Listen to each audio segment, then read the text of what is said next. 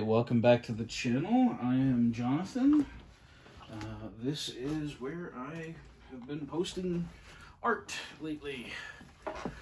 As you can see, I have moved past the canyon arch to an entirely different drawing. Got this started the other day, and we're going to continue working on this. So, first things first, let's do the channel shill stuff. If you're liking what you're seeing, either in my shorts or in these longer videos, please leave me a like and subscribe. I would love to get things really moving here so that I can actually do live streams and you guys can show up and directly ask me questions about what I'm attempting to do instead of me predicting what questions you might have for me. So yeah, that's one of my big goals here.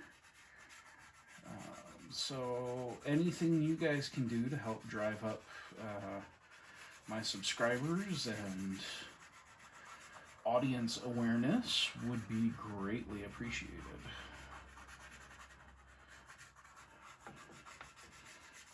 So, and of course there is always the, hey, make sure you subscribe and hit the notification bell and all of those things. I presume if you've been on YouTube for more than 5 minutes, you've heard that at least once or twice from people that you have also watched. Yeah. So what am I doing now? Well, I have always been a fan of Magic the Gathering art. And recently I have had reason to get back into playing Magic the Gathering. And as a way to have a project with a purpose, I decided I would try and make some art that I can use for my own purposes in games of Magic. In this particular case, I reached out to the folks that I usually play with and asked if there were any tokens that they might be excited to see done in a non-Magic the Gathering affiliated way. And one of the answers that I received back was a Magic the Gathering creature known as a Sliver, which I appreciated because I was there back in the day for the original launch of Time Spiral, which I believe is the set that first introduced the Slivers as a creature for Magic the Gathering. And this would have been, 2002 or 3? I was still in college at the time.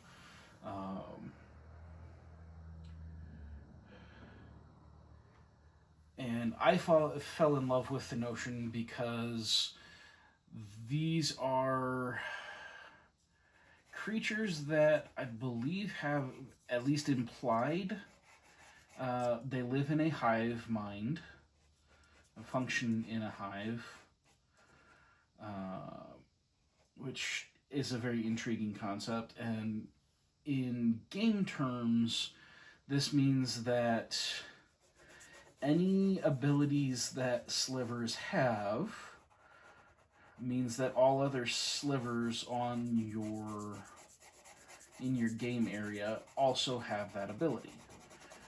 For instance, there are those that fly, and The big thing that does is now all of your slivers can fly, or they have haste or various other game actions as abilities that they are capable of. And those capacities are granted to the rest of the slivers that are present. Now, one of the things especially important now that Commander is a big deal about slivers is as time went on, they developed slivers that essentially, instead of having to share the ability with all slivers on the board, they could share it with only slivers under your control, which allows you to then have special special abilities that another player at the table can't access. Because from what I remember playing back in the day with slivers, it usually was who can get out the strongest sliver the fastest and just start swinging at everybody. Because again, many of the early slivers, the extra abilities apply to all slivers in the battlefield. So whether you control them or not. Now that can be useful to, say, if you haven't had a chance to, say, put out your, I believe they are the gem hide slivers, which are ones that allow you to use slivers as though they are lands in Magic, which is how you get the necessary power to cast the spells and everything else that are going on.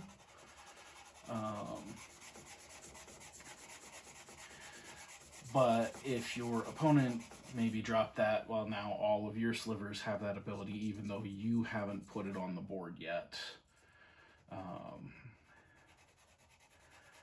And depending on what your hand might be, that might actually be beneficial and allow you to speed up some of the things you were intending to do.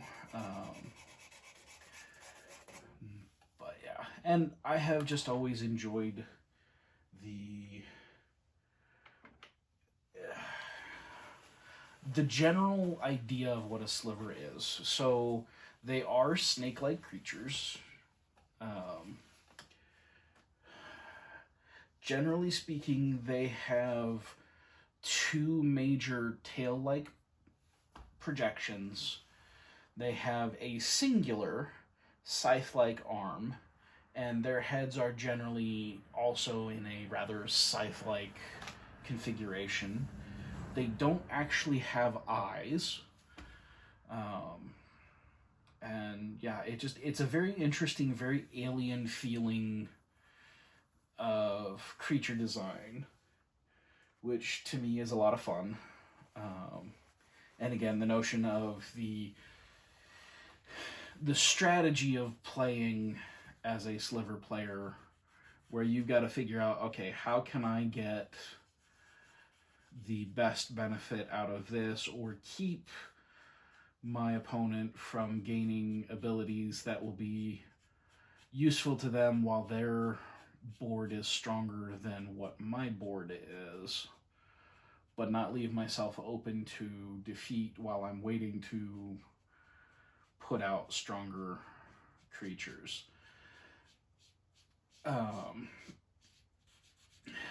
There have now been some other additions throughout the years to slivers and what they do, and a lot of people don't like them because they can very quickly become difficult to handle.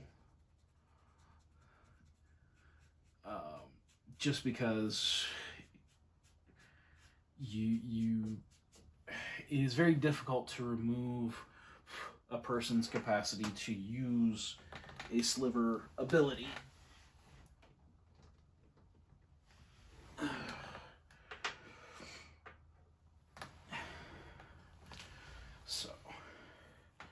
And it just, in that sense, it becomes very frustrating because there are so many ways in which you can circumvent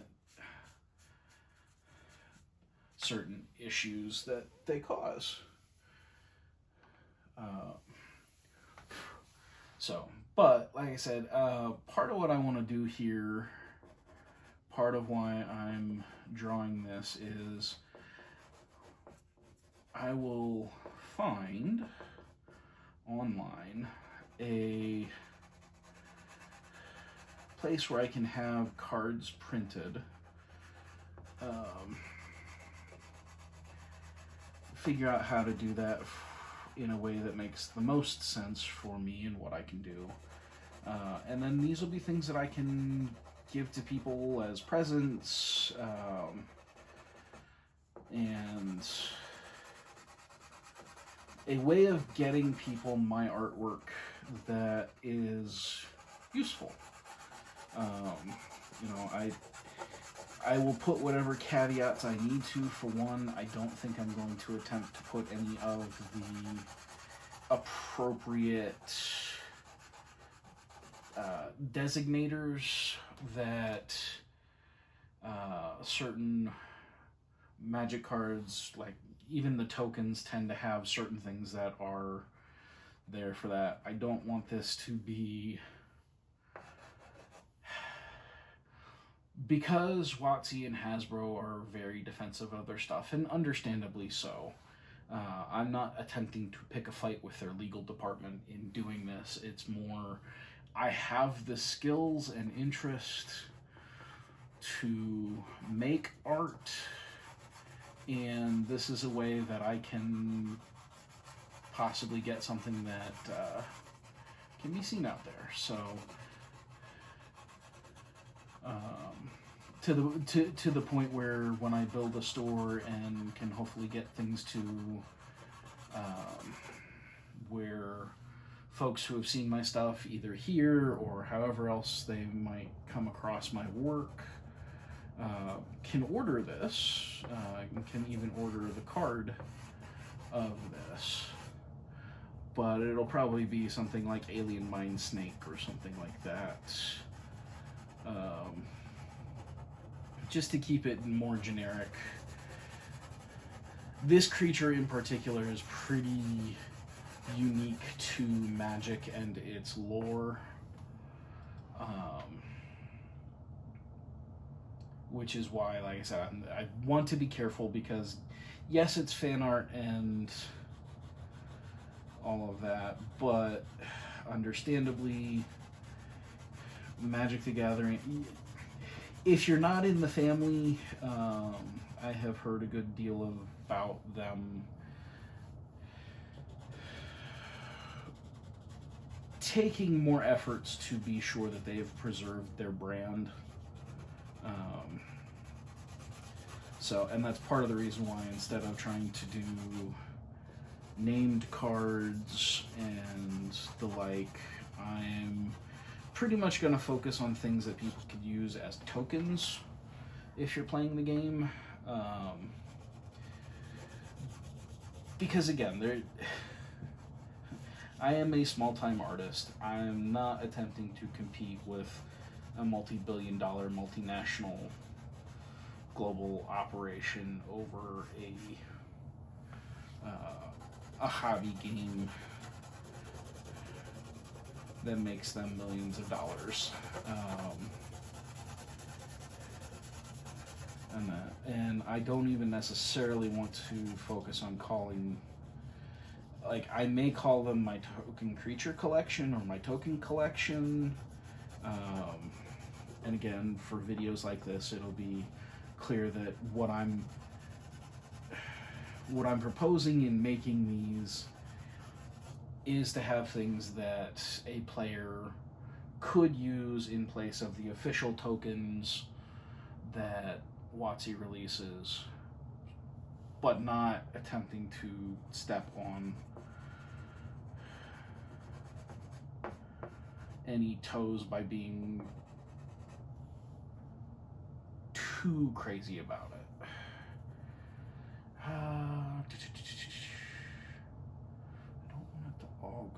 again, but I think we're gonna.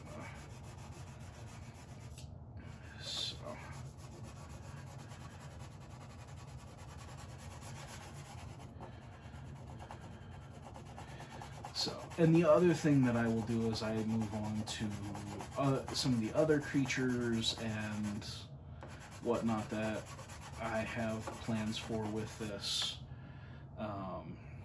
Is going to actually be me introducing a little bit more of the visuals of my D&D homebrew world, where, because I'm a DM, I have, and a world builder, storyteller, what have you, I have begun framing my own world with its own history,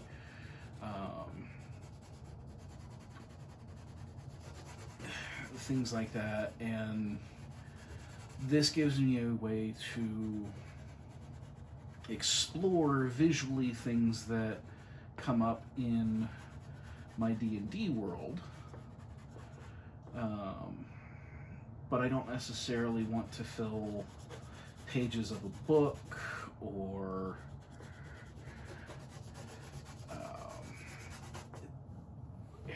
during a game. It's not conducive necessarily to worry so much about it, but I can, if I can make something like small playing card sized, bite-sized art, if you will, of some of the visual things that I see being part of my world and how it is expressed in a visual way. Okay, let's see, I need to clean my pastel there. It'll give a way that, without having to spend an arm and a leg for a print or, you know, something that is more invasive, fine artish.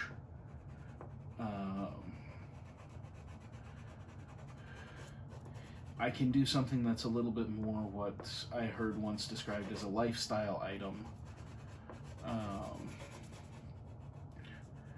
where it's my artwork, but it's for things that you'd use in other capacities. So again, you know, if you do happen to play Magic, and I can sort out where you can get a hold of these and pay me for the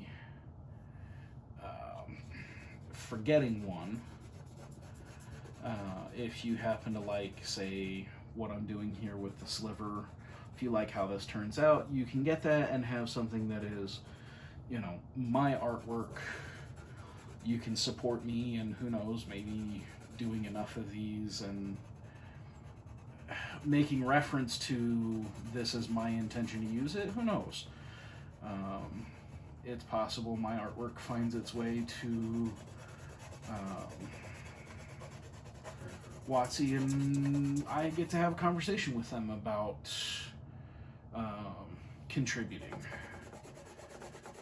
Which I have heard good things and I have heard bad things, and I take all those things with a little bit of salt, if you will,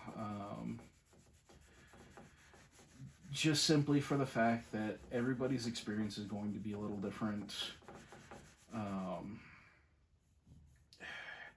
And for me, because I'm not exactly a well-known artist at this point in time, there's a part of me that says, hey, Magic the Gathering has an art fan base that, for people who've been able to work on beloved cards and whatnot, you end up with people who will follow you even if you're not making the next set of Magic the Gathering.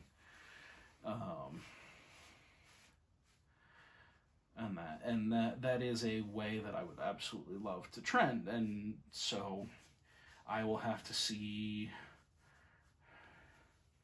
if that becomes an option and they offer me to work on something, I'm certainly open to the notion.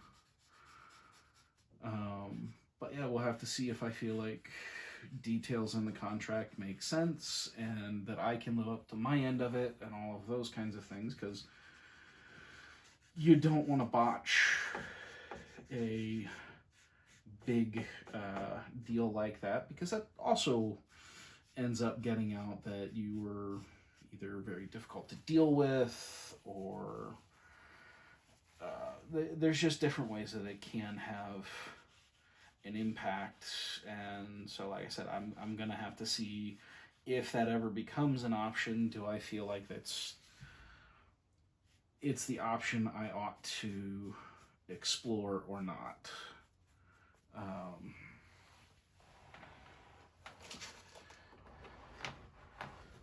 So, all right. That is feeling a little bit better, because that allows me to continue using purples for the sky. I'm attempting to make this feel very alien, in terms of not the kind of thing that you would expect to see in generic medieval European fantasy world.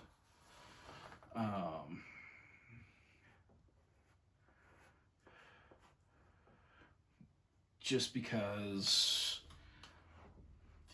like, without knowing all of the lore, because I never actually read any of the lore that they released when they released Slivers.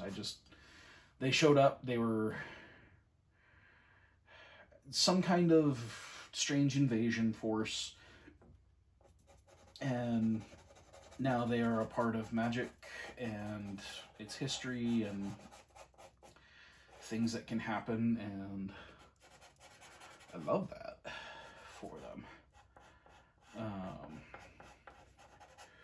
But it does beg the question of, like, what are they? What kinds of things are uniquely Sliver-ish?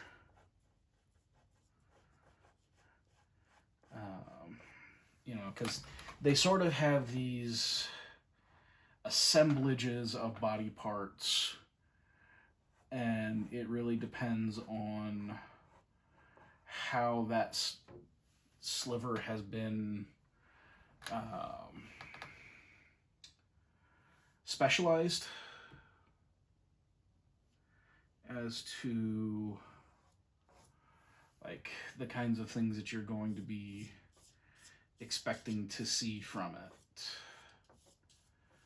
So, but yeah, I was excited to have the challenge to take something that is a very distinct creature. I'm uncertain as to whether I'm going to take the effort to put slivers into my world.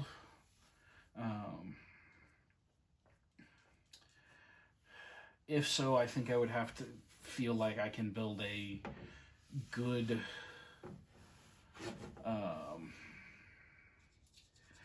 reason for it, because it is such a strange notion, and my world is fairly straightforward medieval fantasy, European analog-ish type of world.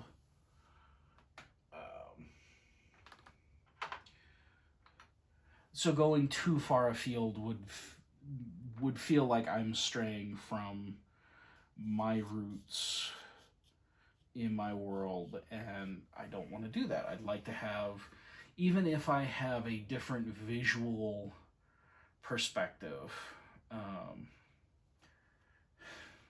So we might as well get talking about world building. One of the things that I've been able to do over the last couple of years has been to actually work on setting out for myself things that are and are not part of this world that I started using a few years back to create a D&D world to play in. And I've now taken the time to sit there and go, okay, so when I do a D&D campaign, it's set in a particular time and place for the world history. And I would hope some of you have picked up in that I have called it kind of my medieval Europe fantasy world. That's kind of what's going on. I would say this is kind of, loosely speaking, analogous to the later medieval period where Europeans were getting back to discovering what ultimately became the natural sciences and the beginning of the Enlightenment. And so there are things like, so my dwarves, the way mine end up being unique to your generic fantasy dwarf,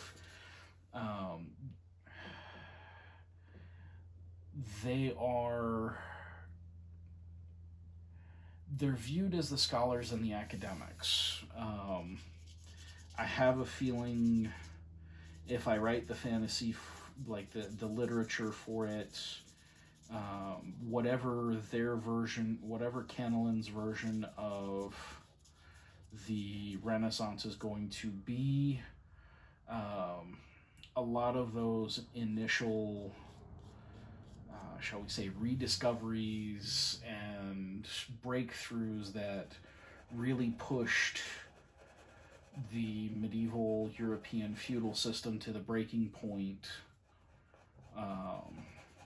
a lot of that's probably going to come from the dwarves. They're the engineers, the mathematicians, that sort of thing. And so they had, like, I would say what you see is dwarves as a culture tend to add a stability and a logical reasoning for why things are, whereas while I have determined that Elvish is typically used for any document that is supposed to be of importance and lasting meaning, so various treaties and things like this, because in my world elves have a lifespan of around a millennia.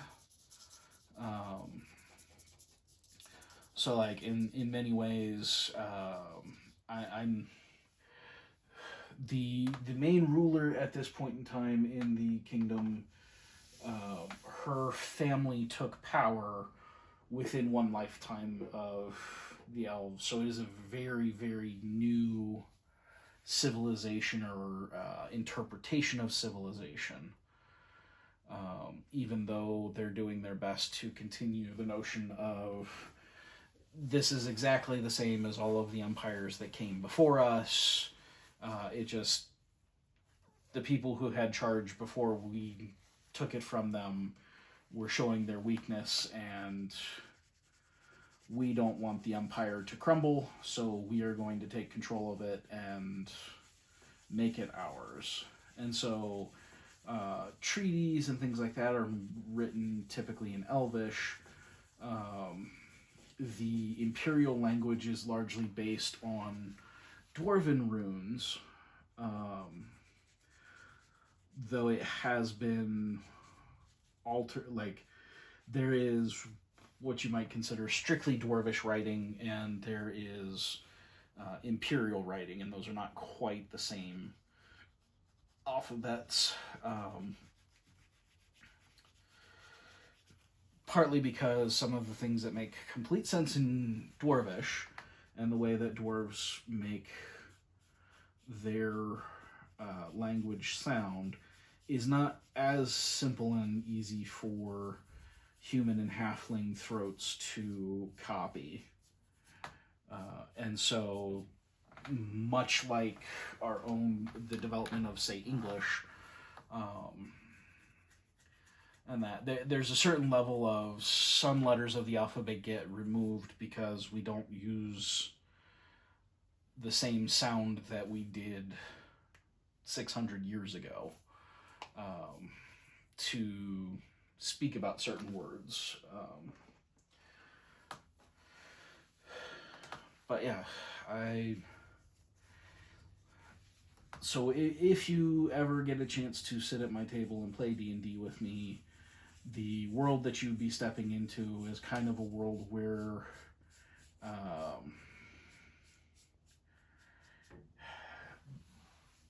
much of what is happening bears a semblance of the Holy Roman Empire meeting the actual Roman Empire. The Empire, one of its strongest traits is that it is good at integrating other peoples that it encounters into how it does business. If you guys know much about the Roman Empire, part of their strengths were the fact that so long as you didn't rebel against them, they did a lot to go, okay, we're going to take the really good parts of your civilization, and that's just going to become part of our civilization. And allowing the people that have been conquered by their armies to retain a local identity, that kind of thing. Eventually this kind of bit them in the ass with the arrival of the Goths and the Visigoths and other civilizations that were not based on didn't have the same basis in expectations of their peoples as the Roman Empire. And eventually there were too many people who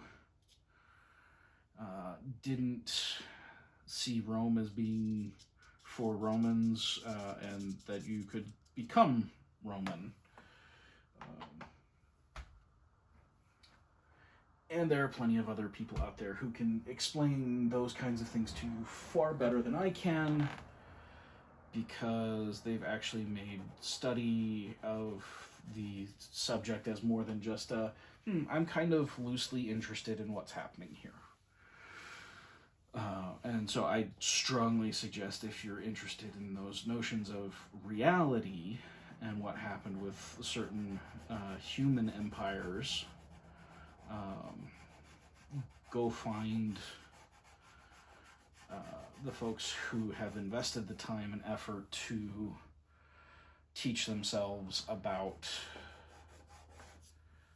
our actual history. It is fascinating, and I enjoy picking up what I can, but I will definitely make no claims to expertise nor understanding of the many factors of what went into the spoiling of actual Rome. In my case, it's a matter of, we're talking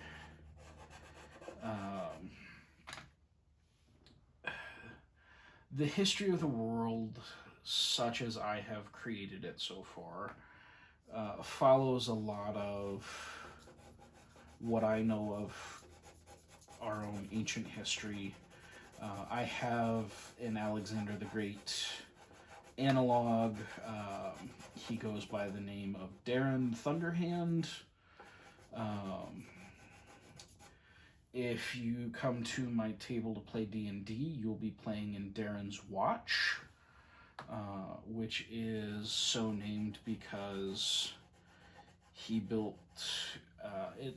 The town itself is kind of towards the edge of the Empire, and because the moons on that circle the planet have a more drastic effect than what we experience tidally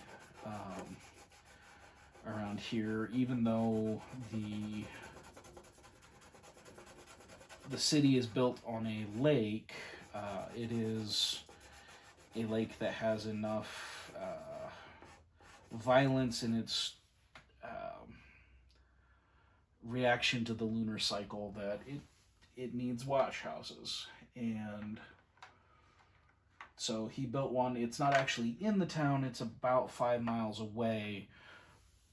But like the Lighthouse of Alexandria is such a large structure, it can be seen and referenced by sailors for a long way.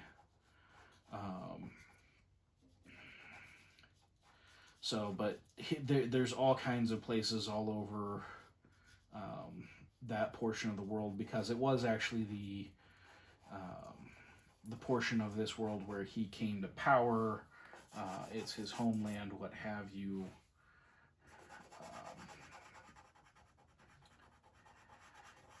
So you have places like Darren's Shield, and everybody tries to claim that somehow or other their little village or hamlet was the place where he did something of importance, whether reality is that he was, ever there or not. So you in where I run my D&D campaign, there's lots of references to Darren Thunderhand and the things that he did actually accomplish in the world. He was one of the first ones to kind of set the boundaries of Canelon, and now it has expanded beyond those areas that he had claimed.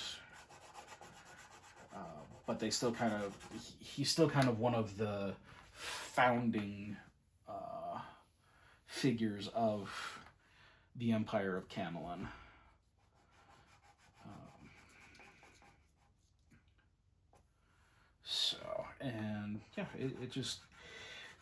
It's one of these things that I find to be a very fun exercise.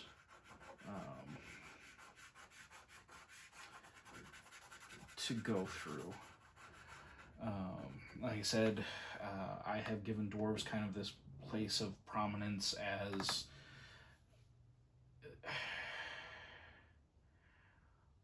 for medieval European fantasy, the kinds of culture that are going to bring about the approximation of the Enlightenment.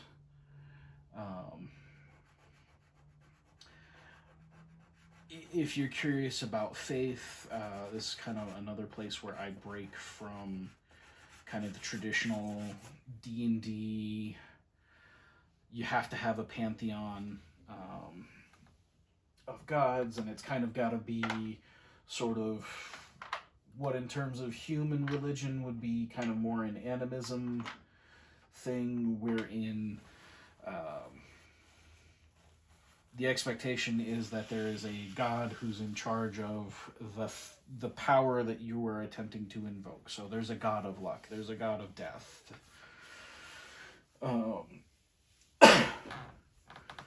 I go ahead and there is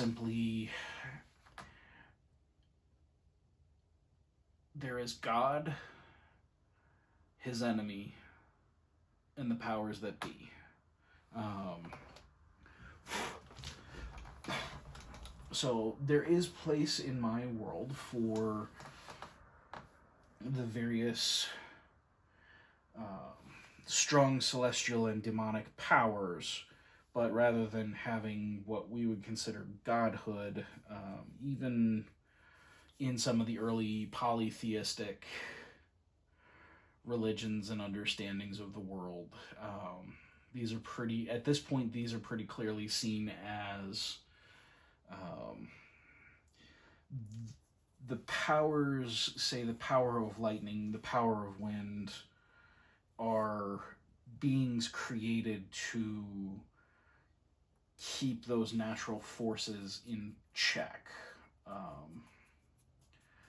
rather than truly being gods, at least as far as the general religious texts would reveal to you if you chose to study them.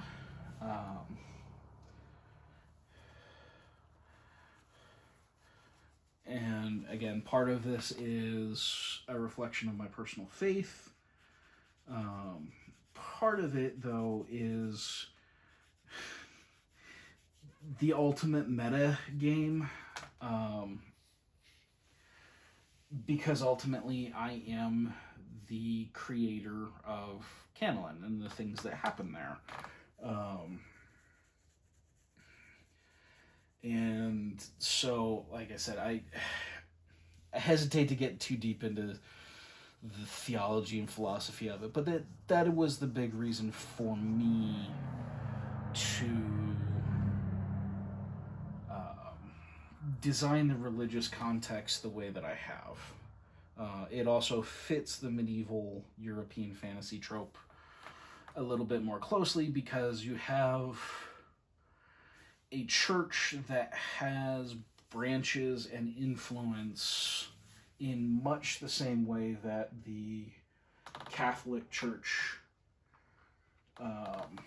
held sway in Europe for quite some time, and it was the advent of, beginnings of the scientific revolution that began moving Europe away from this kind of secondary theocracy. Again, it was the universality of Christendom, that is, we're all believing Christians here,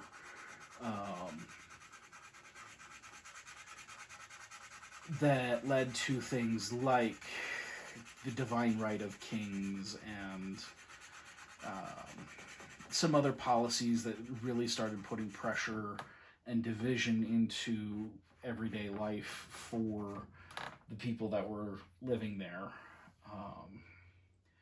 and experiencing the world through all of that. And so again, I'm not in a point where it's quite as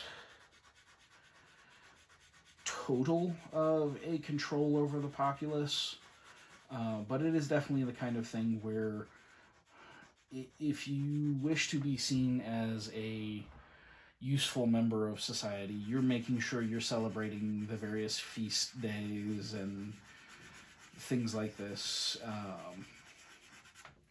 Whether you spend much of your time worrying about the ins and outs of religious activity or not, it's something that kind of underpins most of the things that you're working with.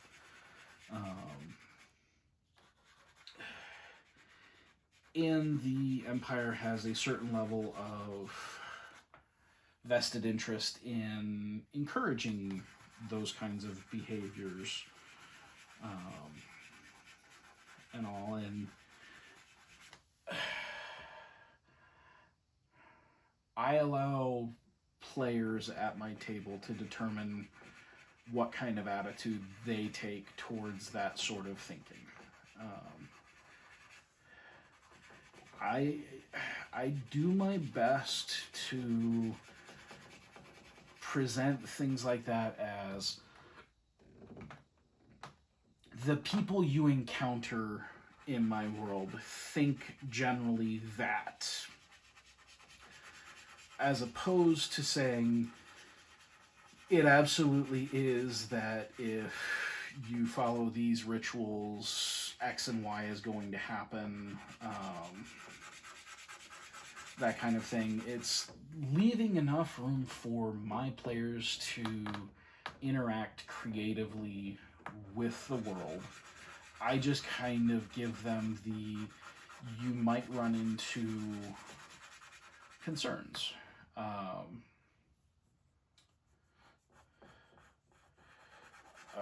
just because people have faith in these things here and now.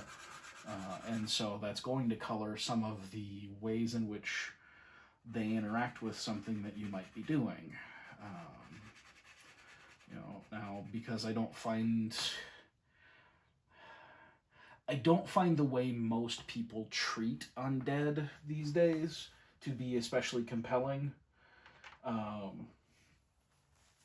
It's more we like being able to have goblins and orcs and things like that be player characters, and we like, the complexity of going, you've killed all of the warriors of this tribe, and now the children are gonna starve here, and don't you just feel bad because you've killed these sentient creatures? And really trying to get into exploring some of the moral relativism that has become very prominent lately, where I'm okay with the notion that there are creatures that are created, and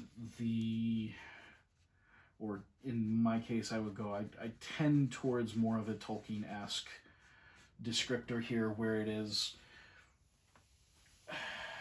evil can't create, it can twist.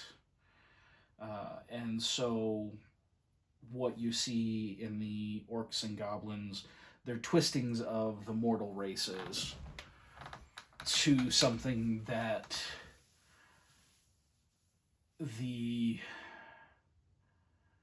that evil can use for its own resources.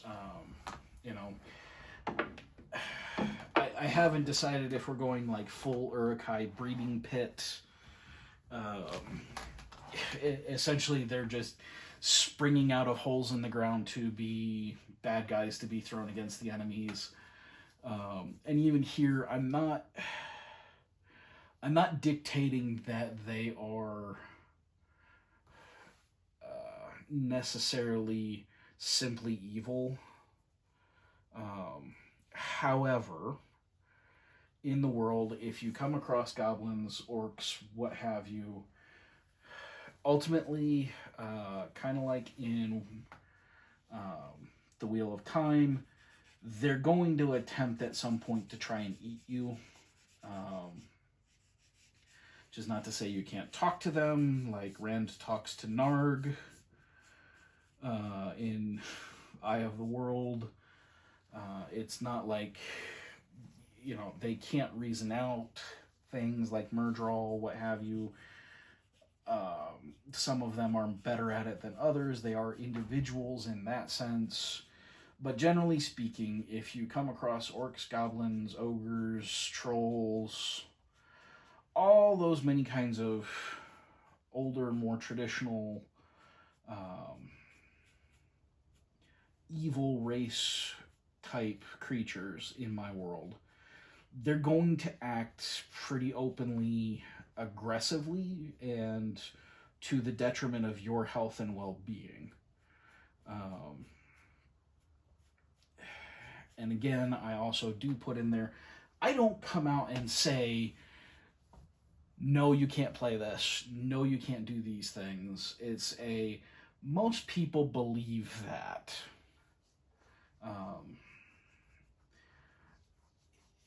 And if you intend to play, like, if you want to play one of those races, you're either going to have to understand that you're going to have a lot to prove that you are, in fact, not just playing some kind of long con on your teammates and the villages that you visit and all of this. You're also going to have to deal with some pretty straight up direct speciesism, so that I don't get copyright struck for talking about other subjects. Or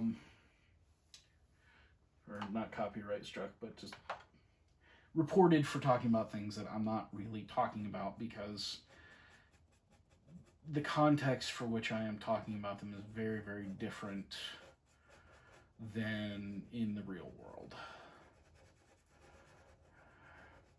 and yet the words used are more or less the same.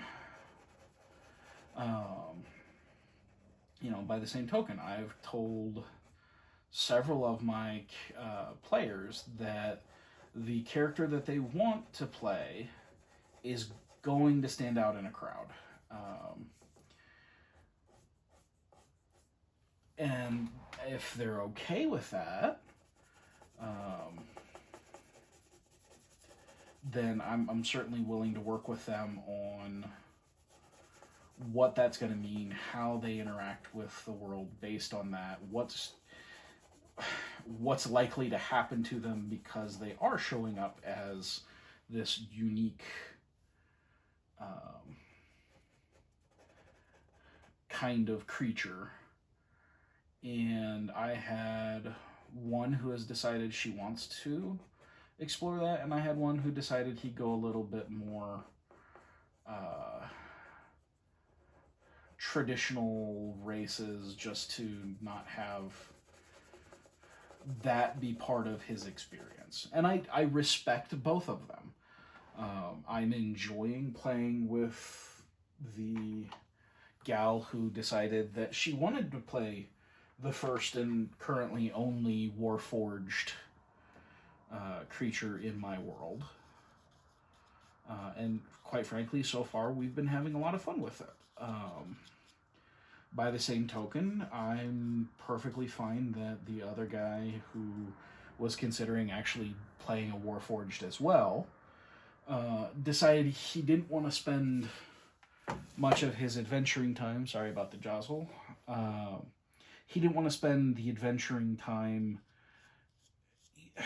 avoiding people who were trying to capture him, who would be intrigued by him to disassemble him and end him. It didn't seem like something that he wanted to put himself into. And again, I absolutely respect his right to not have that be a not have it be a recurring thing that the team has to constantly get him away from people who are trying to study him. Because he's this thing that they've never encountered, have no understanding of what he is and how he functions, and all of this. And it wasn't like I was going to blast him at, like, every time they met somebody new they were going to attempt to steal him or anything like that. But if you pick something that is very, very unique, you're gonna stand out. There's going to be comments made about you all the time, and that's just the reality of it. All you have to do is look around our world now and see that's how people react to different things that are different than they expected to encounter. And I don't think that that's a bad thing to ask him to understand. But I also respected the fact that that wasn't the kind of, like, I think I oversold how intimidating I was going to make being the one and only.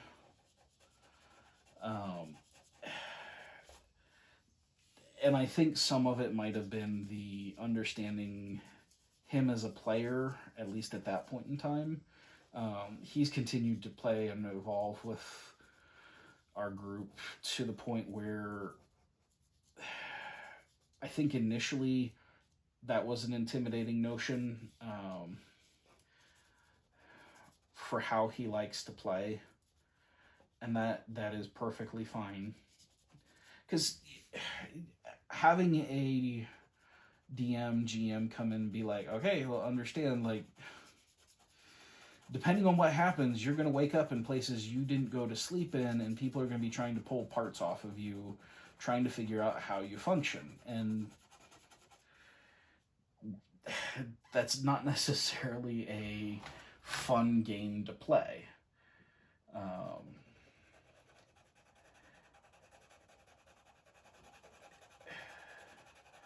But now that I have somebody who decided she's okay with that. It's all right. Well, then let's sit down and figure out who it was that created you, why he created you, at least in part. I have a hint of a Pinocchio thing going on here in that though she is, her character is for all intents and purposes, just a basic automaton, there's something in, there was a power that saw what her maker was doing and chose to bless his creation with a soul. So she technically has an artificial soul, but it is a soul as is understood by, your various organic races. And she's been having a lot of fun with it. And now, like, at this point, they've been adventuring in a cave system, and like, really, aside from the enemies that they run into going, wait, what? As they get into a fight with, 800 pounds of animated metal. Like, it hasn't been hugely detrimental, and again, I've mostly been playing it as, when people see her, they kind of look to her companions and are like, is one of you controlling that thing? And it's been freaking people out because her character can talk and responds, at this point, it's kind of our reaction. She's getting reactions very similar to, with her character, very similar to a lot of the human robotic stuff, where we're starting to give them better interfacing and comprehension to interact with people. And yeah, it's just been that kind of like, okay, we kind of know about like animated beings and things like this, so in and of itself, like, a walking suit of armor is not unheard of, but what the hell is it doing asking me what food tastes like? Like, that's where I kind of am pulling in the notion that not only is she strange, she's causing a stir where they are. Because again, it's people in the world are experiencing something that they have never experienced before, and I challenge any of you to do that with any kind of grace and understanding the very first time that you see something that is that alien to your experience.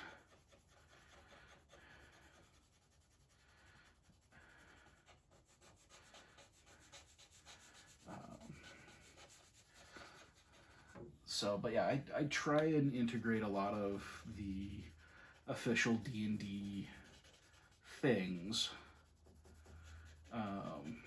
because if somebody's already written a rule for it, it means I don't have to invent something that they find a way to eventually exploit and, break my game and my world in ways that I'm going to have to sit there and be like, guys, just no. This is not how the thing actually works in my world. So stop.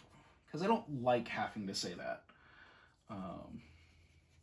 And I found, at least in terms of having a game that has a certain level of consistencies to it,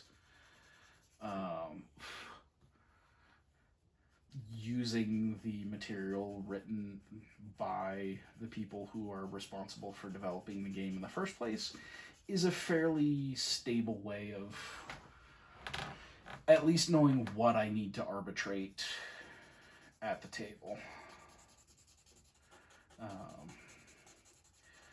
But as I've been going through this world, and been thinking more about the fact that, okay, I have this place for things to happen that are not medieval European, that are not, you know, my rebranding of history because I can. I've developed a few different timelines, and I kind of go from the, like I said, kind of the ancient world into the modern one. I would say, roughly speaking, present day analogy would be something along the lines of 1980s-ish, in terms of types of technologies available, different things that are going on in the world, all of those kinds of things. And I've gone so far as to make sure that I had at least some notion of how technology doesn't look the same as here on Earth. Because quite frankly, that's boring.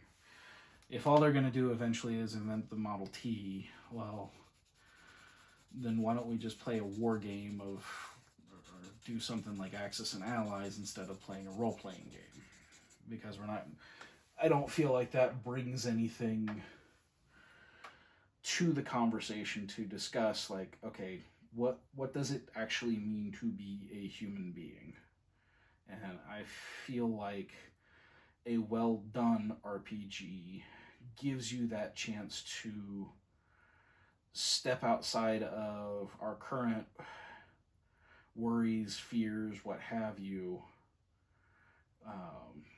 by at the very least changing the scenery around us to give us a better sense of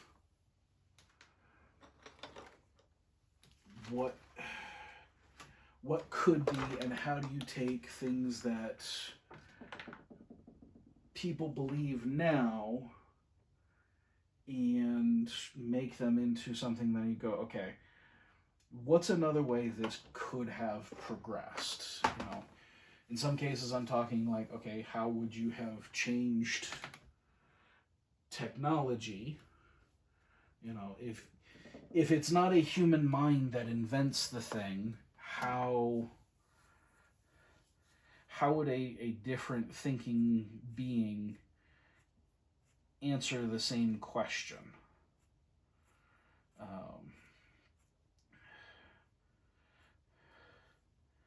And that to me can be a very, like, there's lots of interesting things that could happen there.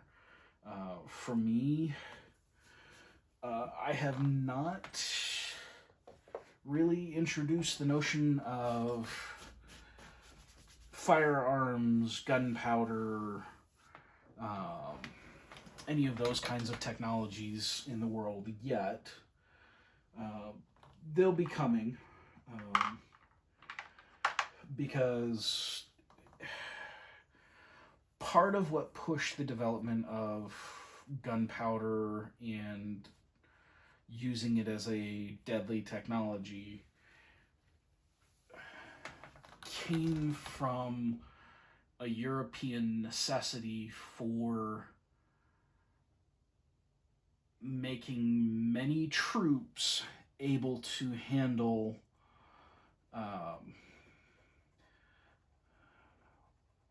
people who had been trained for a long time. You know, it's cheapened the amount of time that it takes to make somebody who is capable on the battlefield. You know, this is a discussion of like, okay, well, if longbows were so effective, a la the, you know, the English longbow versus, you know, the French knight, why didn't more countries invest in longbowmen? And the basic answer is because they're really expensive to train. I don't know if you've done archery, but even with modern advances in technology, becoming proficient, at least proficient enough for warfare, in using archery is a lot more hours than it is to hand somebody a semi-automatic cartridge firing rifle and letting them go to town. And so I'm going, well, you're going to have a similar technological need at some point in the development of the world. So eventually it's going to be explored and exploited in the same way that it is here. But this is also a world in which magic is a reality. Well, magic overcomes some of the problems that we here on Earth had to overcome by gunpowder.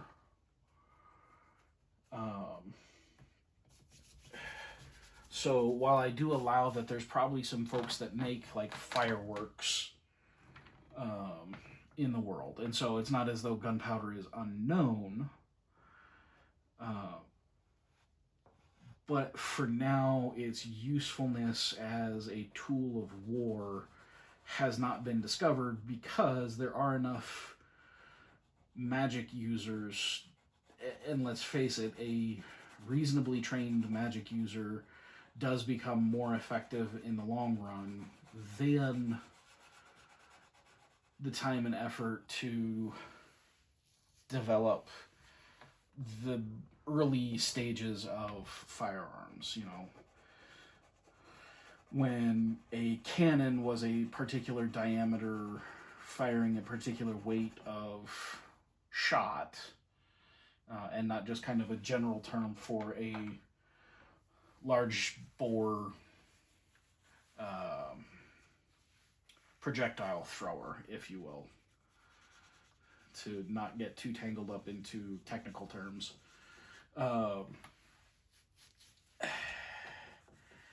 And so that's one of the things where it's the like, okay, so what effects would magic have on technological development? And so one of the things I've actually invented for my world is what I've been calling the bolt thrower. In terms of what it is in a D&D game, it's really just a reskinned heavy crossbow. But it is essentially, think of it as a bolt action, or not a bolt action, a pump action shotgun, except for instead of shooting a shotgun shell, it shoots a crossbow bolt from a compressed spring. And the reason that this is particularly effective, and they end up looking an awful lot like early arquebusts, and that is just the dwarves figured out how to compress the spring magically in a way that a person can fairly easily recock the firing mechanism, load a bolt from the top, you're ready to go again. And so it's one of those cases of me trying to go, okay, if I have technology, and in this case it's basically creating a magical way that you can create compressive force on a spring without taking a whole lot of time to do it, because, like, you know, those of you who mess with cars, one of the most difficult and dangerous things to do is to apply the appropriate amount of tension to the shocks so that they actually give the car a relatively smooth ride. And essentially I'm saying dwarves figured out a magical way of applying that force in something that essentially is a relatively straightforward motion for the soldier to use to ready his weapon to fire again. And so there will be a certain amount of technological, I don't even know if I want to say redundancy, but like I'm trying to solve problems that humanity solved in one way and going, okay, if I had magic available to do the thing, how might that allow me to reach the same kind of effect that the technology that humans created has? But how might I have done that in different technological steps? And it's a fun exercise for me.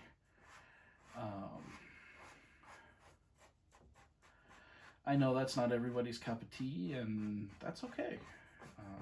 But it's what's on my brain right now, and so I'm enjoying the discussion of world building and why somebody might make, because again, like, as humans developed our technology, we chose to develop it in certain ways. We're limited by, say, metallurgical concerns for, certain parts of our technological advancements. Some of which don't come along until we've, like, aluminum is a very interesting case, and I find it interesting that these days most people who hear about mithril through fantasy worlds believe that it is some form of mithril, or that mithril is some form of aluminum.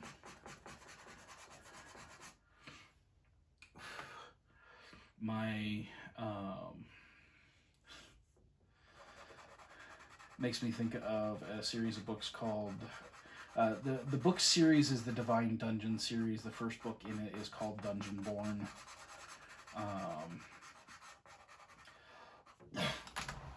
Very, very fun look, especially.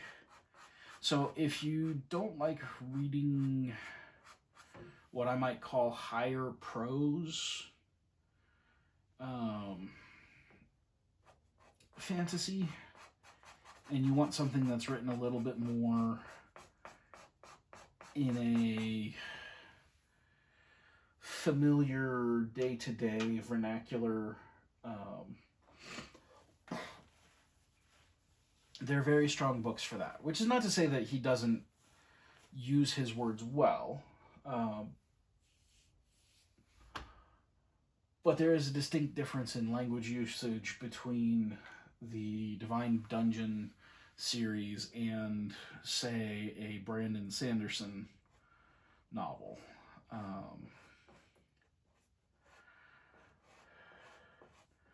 And it just comes from the stories that they're telling require different language to be used. And Dakota Crowd is not trying to write epic fantasy, which I think is where you tend to find the people in, at least as far as fantasy authors go, that's where you're going to find the people who are very articulate prose inclined, as opposed to Dakota Kraut's writing, which, like I said, it's a bit more like you're having a conversation with somebody speaking modern English. And I do have to just very quickly say I absolutely love the narrator that they have for the first 4 books. I don't mind the guy that did the 5th one, but because his voice is not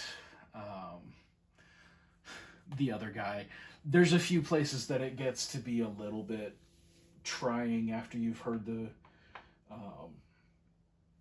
characters speaking one way for 4 books, and now at the end, all of that goes out the window. Makes it a little bit of a struggle to stay in that one as you're listening to the audiobook. Which I enjoy those audiobooks quite a lot. They were some of the first ones that really got me going, okay, I can do this because I need to for the job that I had at the time. I was staring at a computer screen, and not only that, staring at a computer screen showing me essentially the same image over and over again. And music gets tiring after a time for me.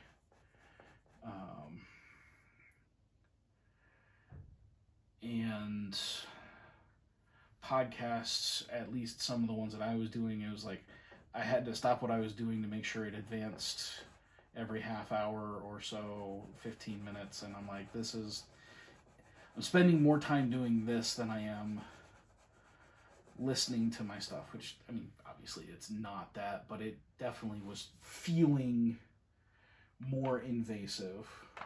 And my then fiance was like, well, why don't you just borrow my my Audible account and listen to audiobooks. And I'm like, I don't know, because I've always been a hand me the book and let me read guy. That's just like I grew up. My parents, basically at night, my parents after supper would sit down on their chairs and they read books. And so my sister and I picked that up ourselves. And turns out, if you know the kinds of things that you really like and enjoy, there's a lot of books out there. And if you know and understand why you like certain books, it becomes easier to find other books that work for you.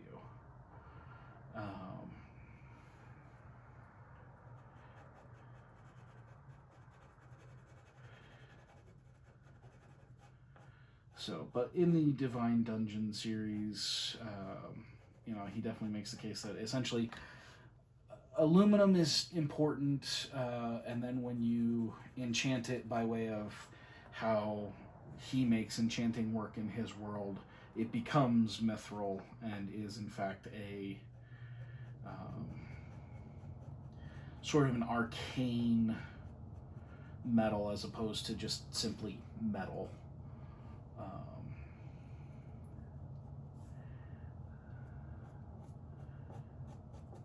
But I do find it interesting that people have decided that's how they want to go. Like that seems to be the general understanding of what mithril is,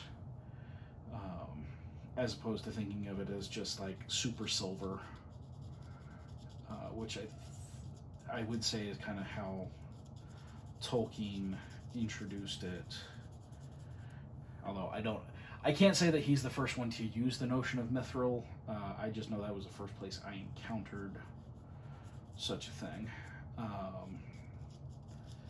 And knowing how he wrote, I wouldn't be surprised if there is some form of medieval literature where there is a special silvery metal that is not steel, but has properties that make it as good as steel.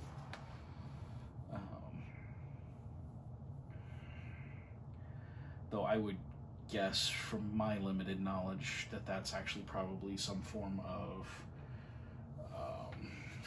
holdover from using meteorite iron as opposed to earth-based iron. Mostly because meteorite iron tends to be stronger because of the way that it would combine with other compounds and elements that may not be common in most terrestrial iron deposits. And of course, when you find something that is like a thing that you know, and you can use it, but it has some sort of mystical connection, humans tend to create stories about that sort of thing. I don't think it's a mystery as to why.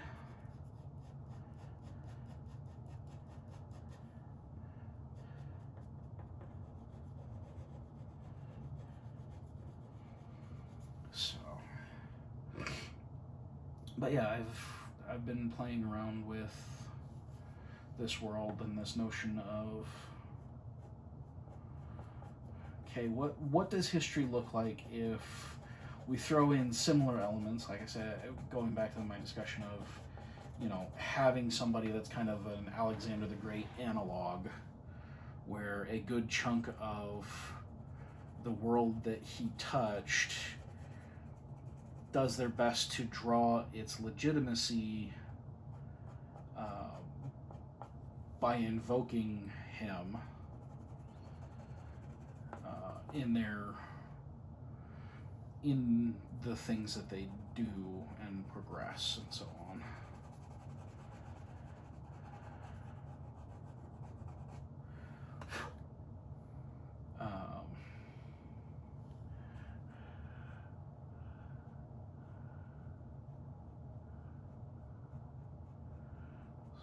And some of these lines I will come back and definitely try to retain. So, like I said, this creature, I don't know that I'm intent on creating a specific place for them in the lexicon of Canolin.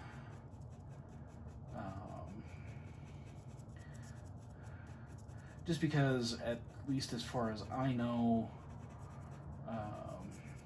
there's no similar analogous snake-based, hive-minded, adapting creatures. Now, you do have hive-minded creatures in D&D. Like that is a thing that they do have variations on that kind of idea. They have variations on creatures that are highly adaptable.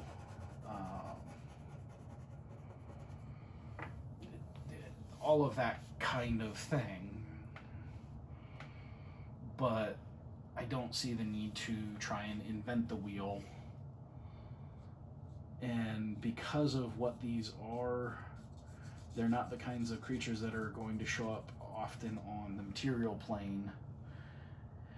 And even when they do, the likelihood of them gaining access to the material plane in a place that the world is going to learn about is pretty slim. In fact, just to give you an idea on how I deal with some things, my big group that I have brought into my world only recently found out that the various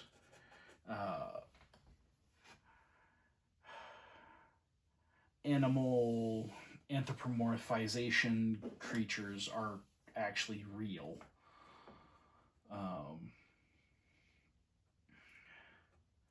And they kind of got to see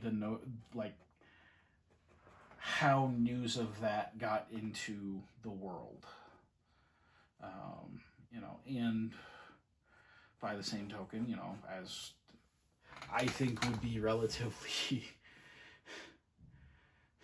relatively true to how human beings would react. There's still kind of this weird thought that even though they had seen these creatures, um, that there's some sort of demon creature or something from another plane rather than a thing that happened to develop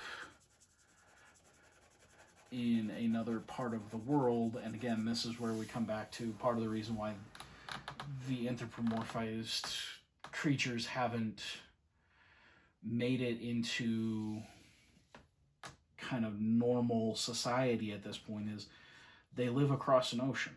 And with the oceans being very, very dangerous to, like, in my world, if you're a sailor and you do more than just coast, so staying within sight of land, you're freaking crazy. Because the seas can be that deadly.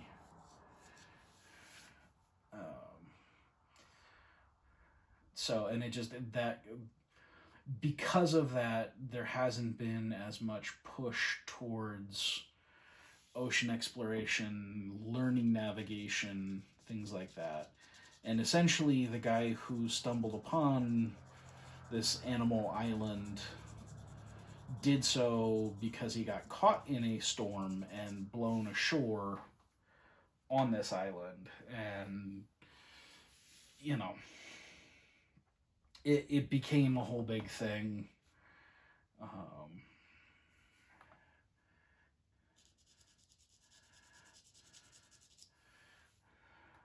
So, but yeah, as I've developed all of these things, it's become okay, I want a way and reason to start making the artwork that I'm picturing for this place, this world. And this notion of making something that I could possibly use in a Magic game became something that I went, oh, that would give me a way to make it more accessible.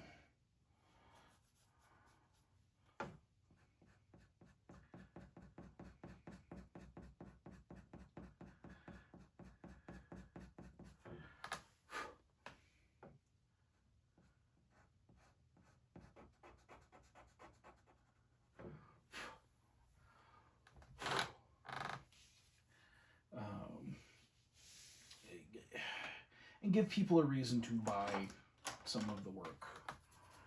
Let's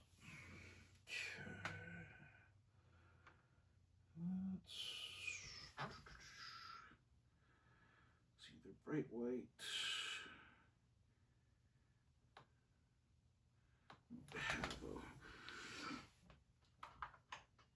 No, unfortunately, I don't have a lavender. Guess I might have to check the next time I go to Miningers.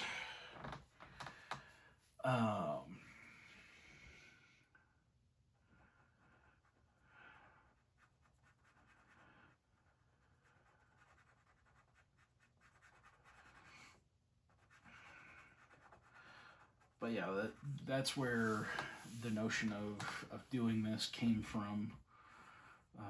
Like I said, and then I started with this one partly because I actually feel like I had a strong thing to say where when it comes to I'm gonna make a goblin drawing to represent kind of the average goblin that you might encounter if you go out into the world. And goblins are a pretty common fantasy thing, which means a lot of people have had a lot of ideas about what a goblin might and should look like. And I have to decide now whether I agree with the notions that they had, or if there are things that are more unique about my goblins.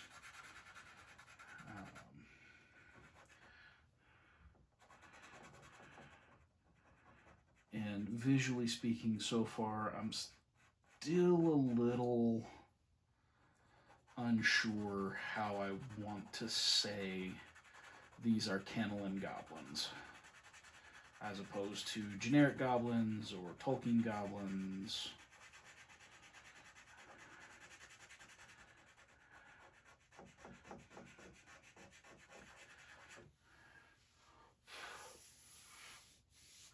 Are goblins just short orcs? Are they two distinct species twisted from two distinct other species? That's the part that I'm still, in my own mind, working to figure out what that's going to be. In the same way,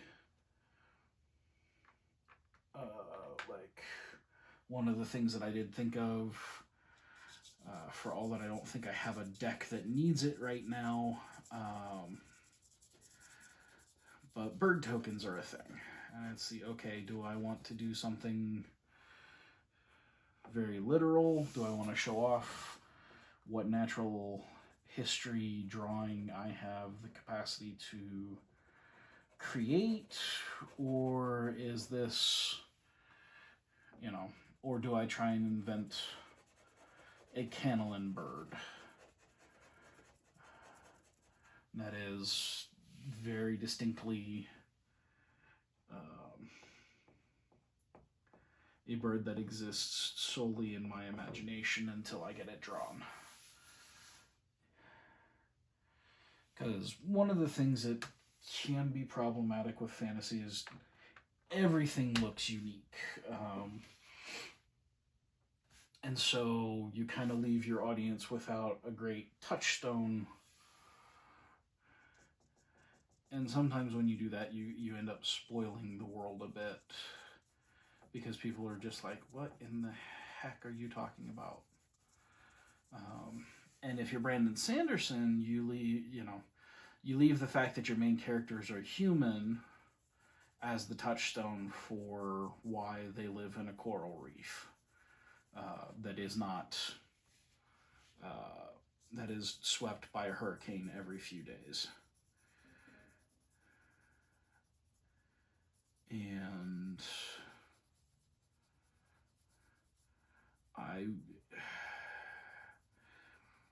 I don't have the kind of writing genius, and I do think it's a certain amount of genius that goes into Brandon's work. It's also like this will be something, and this is part of why I also need to start a podcast about art and the arts and everything,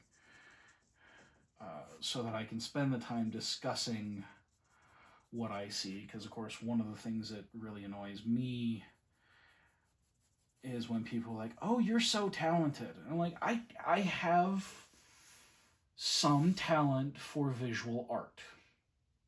I really do. Like, I will claim that for myself.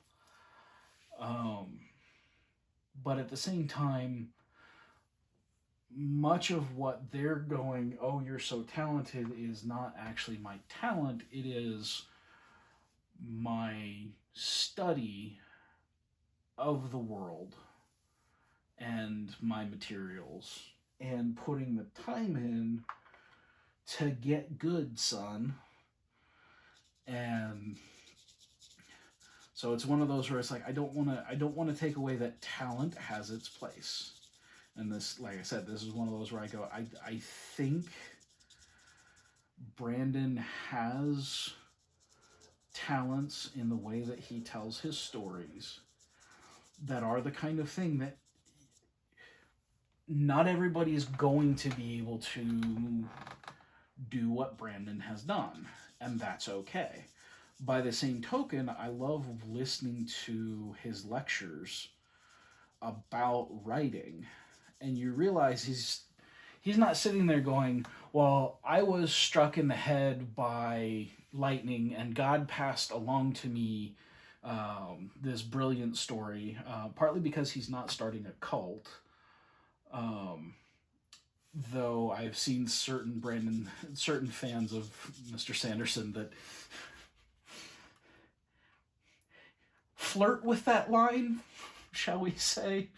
Um, but yeah, it's he's crediting that he does have a certain way of using words that does, like, that's where he became successful, because there's just some of what he does that is uniquely Brandon.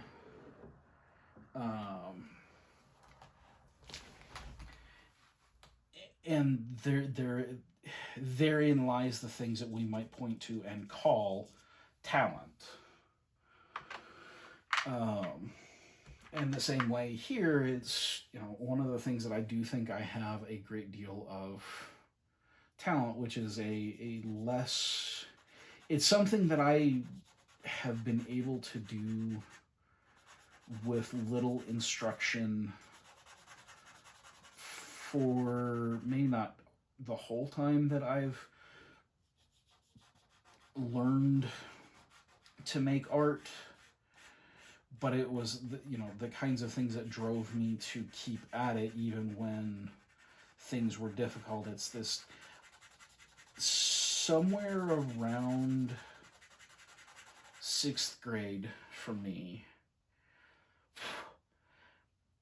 I had received enough encouragement and had seen enough success in interpreting things that I saw either in the world by like watching movies, or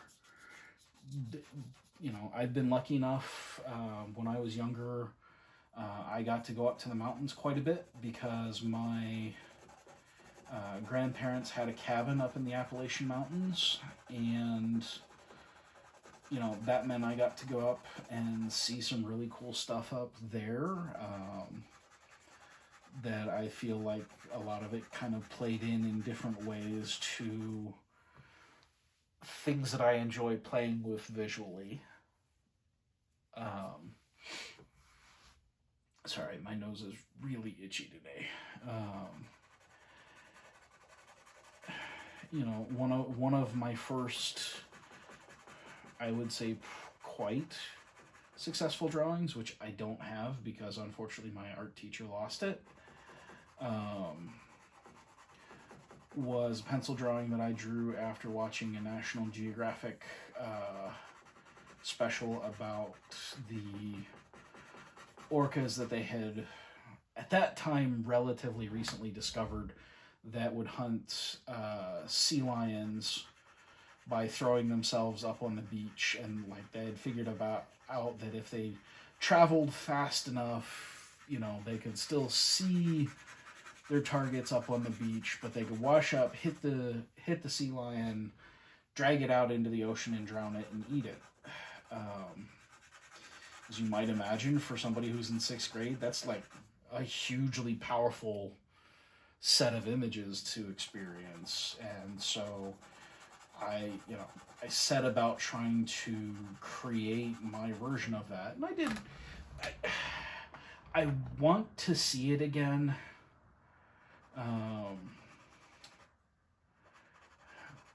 Because I'm curious what things I did and didn't actually understand at the time, and like how now that I have a much more complex visual language to use, like what parts of it I might look at and go, okay, yeah, I can see where I took this and ran with it as I got older and understood more, and what parts of it I go, oh, yeah, that's definitely a 6th grader who drew that. And, again, there's nothing wrong with being a 6th grader who drew something. We have to start learning to make marks somewhere. And, like I said, for me, that was kind of the first big success of I have a picture in my mind and I successfully expressed it out onto a piece of paper, and it became a thing. And then but that was kind of when I started keeping a sketch pad readily available. Not necessarily with me at all times, but I was never very far from a sketchbook at that point in my life.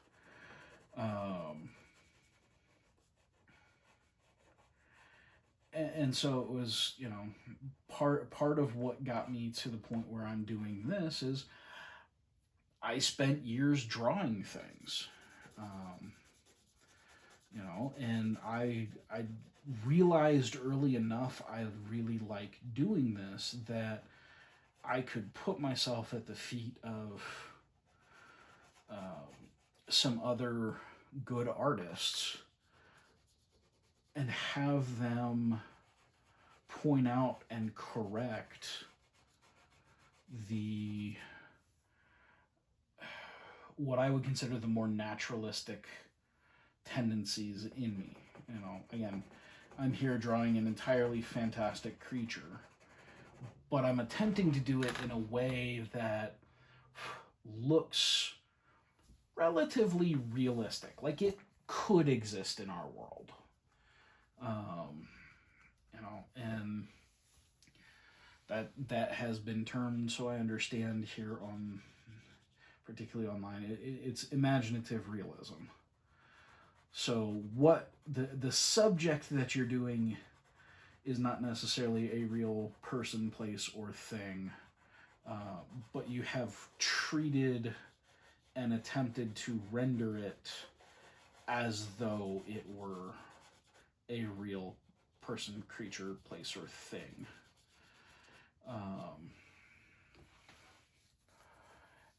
And I love being able to do this.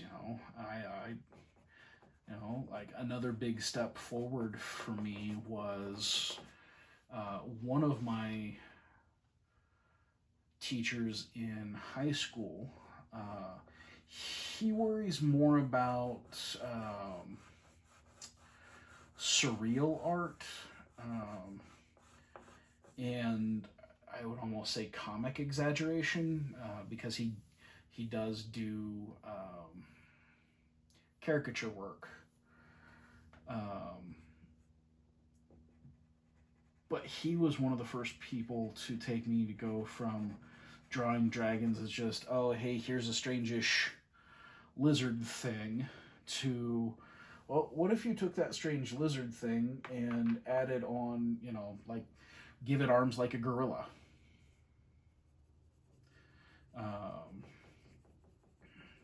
Instead of just trying to do, hey, here's a flying lizard. It's okay. Maybe it's a flying lizard. Maybe there's other animal elements to what's happening in this. And it kind of did push me, like, what I did under him was a lot more of, okay, no, I really want to push the strange animal combination as opposed, and heading more into what I would now call, like, inventing beasts or monsters, rather than, like, okay, here's reinterpreting a dragon. But, it was the kind of thing that opened up the door where I'm going, if you do this thing, it will become not only more dragon-y, but it will also allow for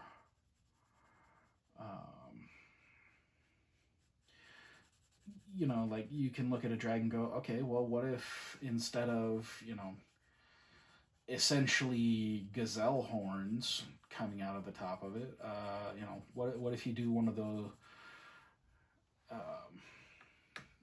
What if you do horns that are like the sheep that have 4 popping out of the head? Well, that looks a certain way.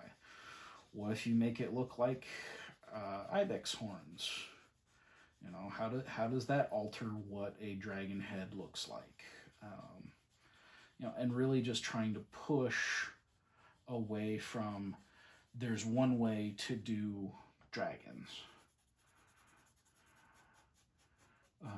You know, and for me, with my interest in nature documentaries and the real creatures in our world, there have been a lot of attempts to go, okay, why did, you know, some of it is, of course, sexual selection,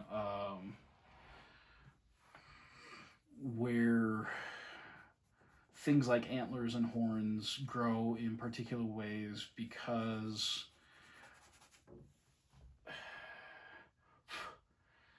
sexually speaking, it has shown up as a greater, like, it's linked to strength, but it's not exclusively that, because it also has to be something that the females of the species go, we like the way that's arranged. And so sitting there trying to go, okay, what parts are,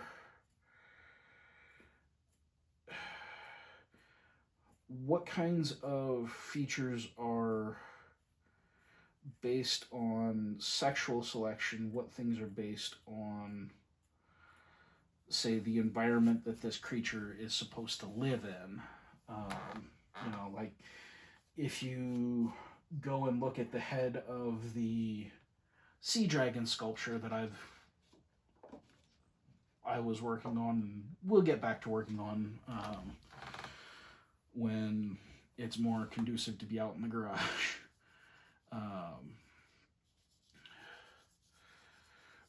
But, you know, I sloped the horns back kind of real tight and snug against the head of the dragon. Well, that's because this thing lives in water. And if you look at the successful creatures in our own oceans and lakes and ponds and the like, bodies get built in a way that allows the water to work with the body, as opposed to having, say, you know, horns that flare out against the water that is streaming around a creature. And so, yeah, it gets to be, it gives me a place to play with physiology and the biology that I've taught myself, because, you know, I like working with, or I like watching nature documentaries, and each one kind of gives me more understanding of how creatures in the real world adapt to the challenges of their life. And again, you have that mixture of, some of it is strictly survival. You know, a lion has long fangs because it has to be able to get a hold of prey creatures in a way that either allows for a lot of blood to get out, or you know, it helps them have enough of a grip on there to sit there and essentially strangle their prey. You know, these are all things that are, there's not a singular answer for exactly why this works and that doesn't. And I like that kind of ambiguity of going, like, well, we think that they like this because, you know, like, apparently the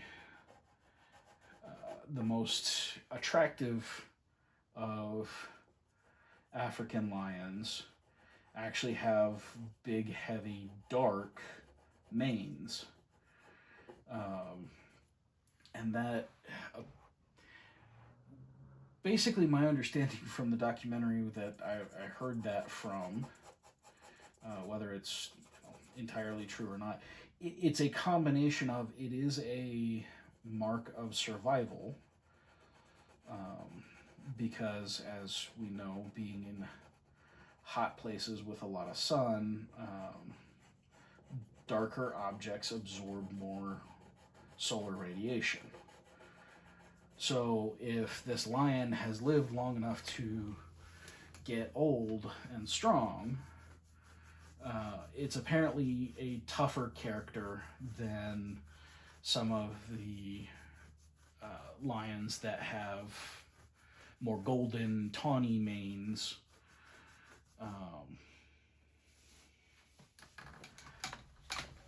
And so it's kind of that mixture of, some of it is sexual selection, essentially based on the lionesses going, wow, he's kind of hot. And I guess obviously in this case that kind of also has a literal connotation to it as well. But yeah, it just, I find it fascinating that there are things like that that we are starting to know, oh, it's not necessarily a better survival method, because, like I said, being a dark object in a very sunny place where temperatures can get very extreme in detrimental ways, it's actually, if it was strictly for a survival scenario, then all lions would have gloriously golden manes.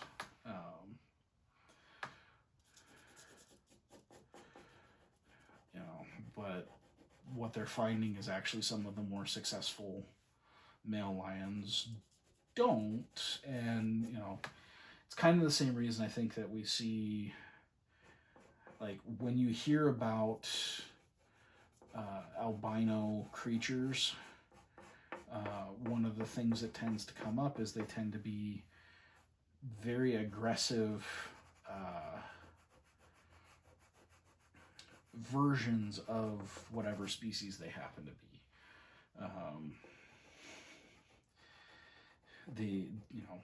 A white sperm whale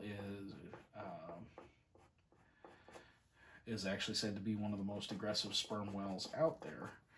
And to me, that makes complete sense, because you're a white creature in a place that's not necessarily a useful coloration to have. Now, as the sperm whale gets older, to my knowledge, there are no other creatures that predate upon sperm whales.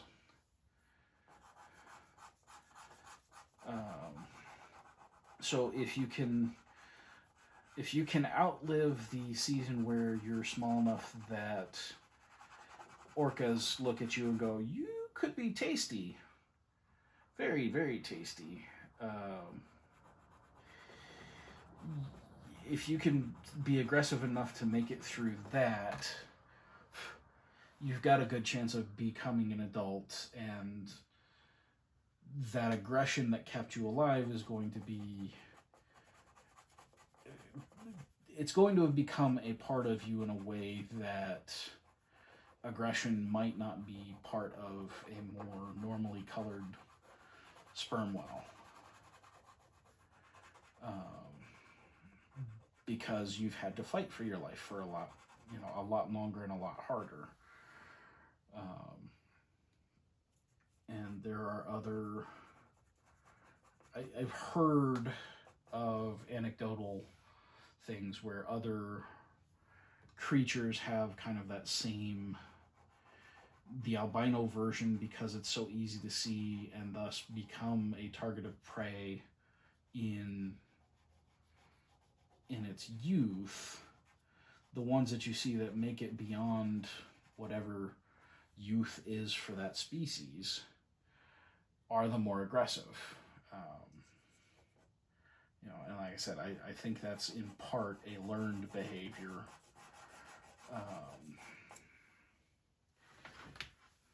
Because the easier you are to see, the more likely something's going to try and eat you. Like, that's just how the natural world works at this point. And so being able to defend yourself, having the aggression to go, screw you, I am living, you can't take my life, becomes one of those survival skills. But I think it is also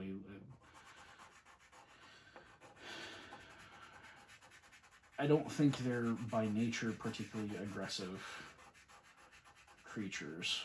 Like, it's not oh, this is a white creature, it's going to be super aggressive. But the older it gets, the more likely it's going to show the aggression, because that aggression is the motivation it had to stay alive.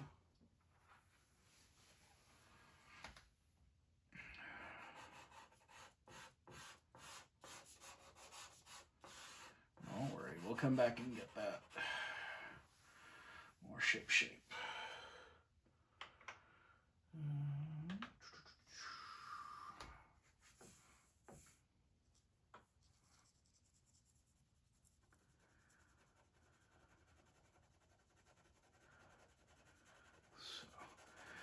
Now this is one of those areas where I still remember my professors in college, particularly my professor who taught me and encouraged me to learn pastels. Is you don't want many places that you have lines, because lines are not actually a particularly natural phenomena. What we largely interpret as lines are places where objects turn away from us.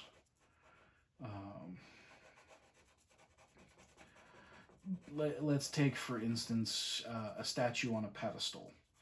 If that pedestal is built on, say, built as like a square, well, it's going to look from one direction.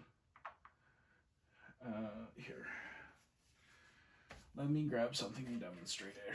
So this is a box that has one of my Pokemon games in it. And we have a plane here, and we have a plane here, and we have a plane here, back on this side and down here. Well, there's not technically a line that shows the edge of the thing. There's just the point at which the plastic is now moving in a different plane. And again, we see that as a line in the world. But if you treat it as one, you immediately start straying into things that look very cartoony. Because, again, our brains are surprisingly apt at going, okay, the symbol is line. The reality is it actually is a place where things are moving away from me now.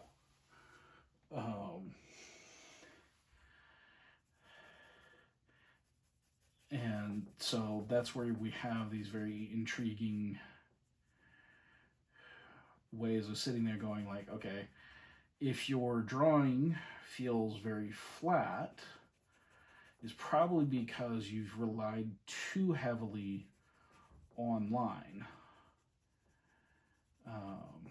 to define things,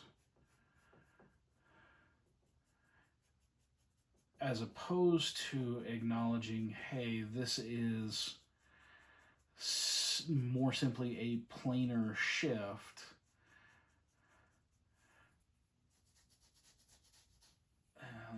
Yeah. Sorry, I'm having to stop and check what I'm doing because I want to be careful here.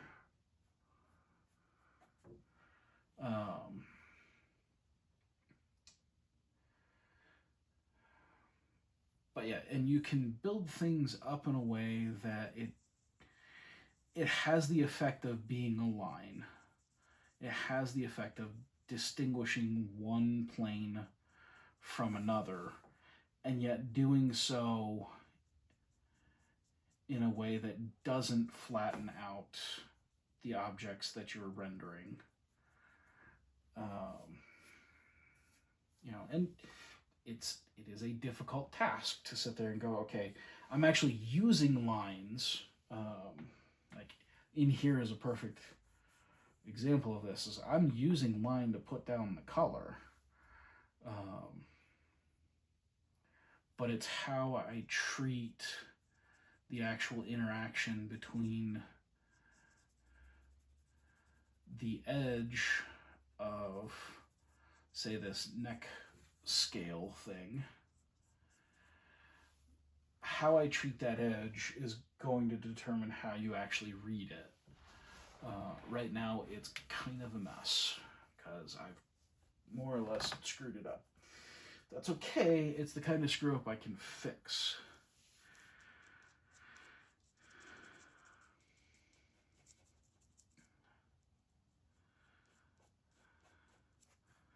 So, but yeah, the more you emphasize edge with line, the more it feels not like you're attempting to render a three-dimensional object on a two-dimensional plane, and the more it feels like you're making a cartoon. And in and of itself, nothing wrong with cartoons, but I'm going for realism here. And part of that means that I shouldn't have many places that feel like a linear break. A lot more of it ought to feel like places where there's just another planar shift happening, and I'm displaying that.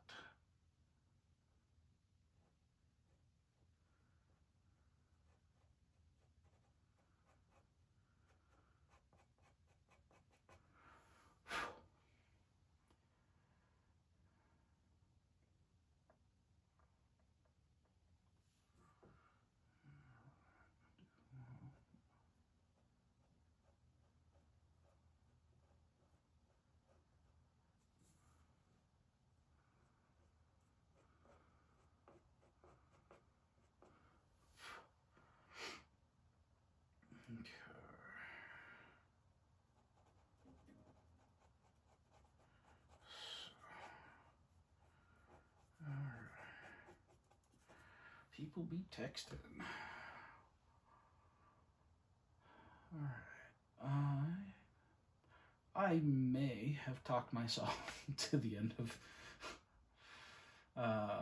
the many thoughts that have been in my brain lately.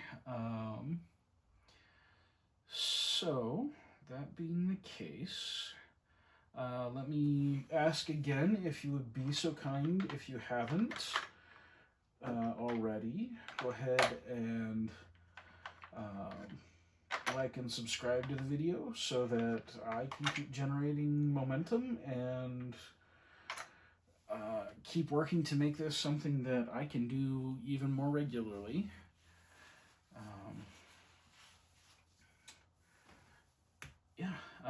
Thank you so much if you stuck in to reach this point. This is definitely a longer one. I hope that I've talked about more than enough interesting things that you'll come back to hear me speak about more things. So,